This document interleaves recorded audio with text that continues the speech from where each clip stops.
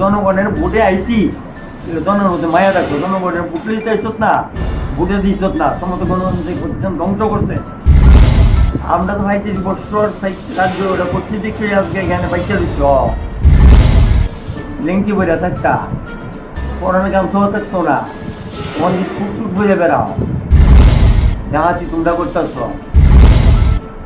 BJP সরকার উপর কৃষক সাধারণ মানুষের তো সাহায্য নাই, যাও আইয়ে নিজের আত্মসাৎ করো, পুকুর নাই, জাল লই আনলো অন্য জায়গা, ওই মাছ আইয়ে পুকুর নাই, অন্য জায়গা নিয়ে বিক্রি আইও, মানুষ তোমরা ক্ষমা করবো, এটার উত্তর তো অনেকে তৈরি হও।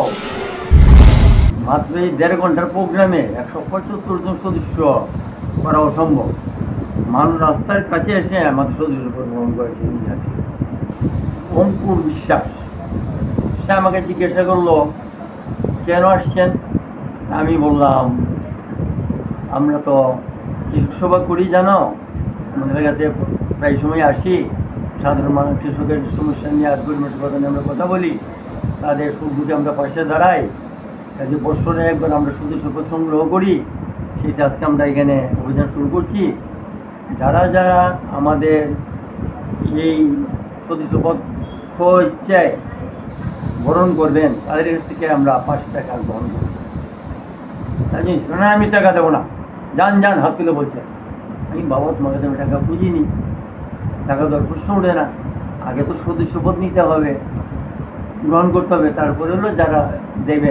কেউ না দিতে বলে ওটা আমরা মেনে নিই, আমরা অন্যভাবে ম্যানেজ করিনি।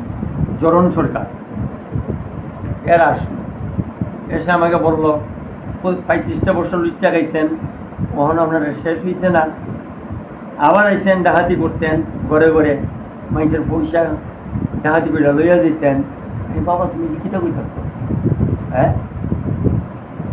আমরা তো ভাই ৩০ বছর রাজ্য ওটা করছি দেখে আজকে এখানে বাচ্চা রইছ, লেংটি বইরা থাকতা, পড়ানো গান সহ থাকতো না, তোমার যে ফুট ফুট হয়ে বেড়াও, মানুষ উৎসব উদ্দীপনা নিয়ে আমাদের আহ্বান করতে আইছি, তুমি সব কী কইতেছ?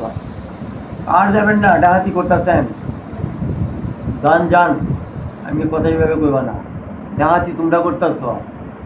বিজেপি সরকার উপর কৃষক সাধারণ মানুষের তো সাহায্য নাই, যাও আইয়ে নিজের আত্মসাৎ করো।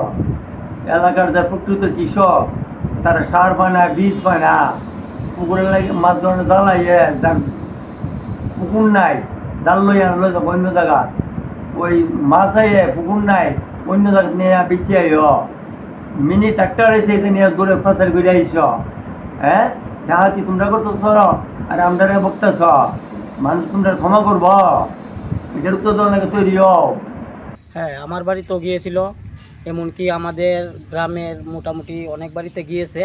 অনেকে লেখাপড়া জানে না, তারা না বুঝা চান্দা দেলাইছে। আমার বাড়িতে গেছে পরে আমি ওদের প্রশ্ন করছি যে তোমরা যে সিপিএম সরকার কৃষকরার লেগা তোমরা দীর্ঘদিন কি করছো? তোমরা তো কেউর বাড়িতে আইই না, কেউর কোনো খোঁজখবর নই না, এর মধ্যে তোমরা আয়া কইতাছ ৫ টাকা করে চান্দা দিতাম। কি এর চান্দা? এরা কইতেছে এরা পার্টি ফান্ড করব, এরা পার্টি চালাইব, পার্টি চালানোর লেগে এরা বিভিন্ন জায়গার থেকে বিভিন্ন বাড়ির থেকে এরা ৫ টাকা করে চান্দা কালেকশন করে নিয়ে এরা পার্টির ফান্ড বানাইতেছে আর কি।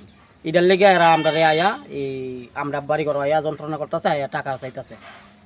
আপনি কি টাকা দিয়েছেন না ওদেরকে না করে দিয়েছেন? আমি একদম চাপ্পা না করে দিছি যে ১ টাকাও দিতে পারবো না, আপনারা যেমনি আইছেন এমনি চলে যান, ১ টাকাও পাইবেন না।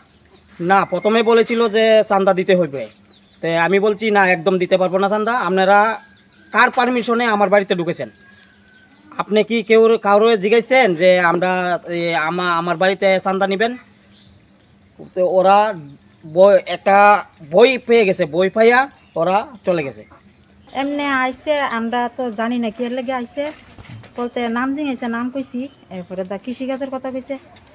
১০ টাকা নিছে দুজনের নাম লিখা, 2টা ইয়ে নিছে টোকেন দিয়া। আমিও তো মনে করো কাজ করতেছি, এত তো আর প্রশ্ন করছি না।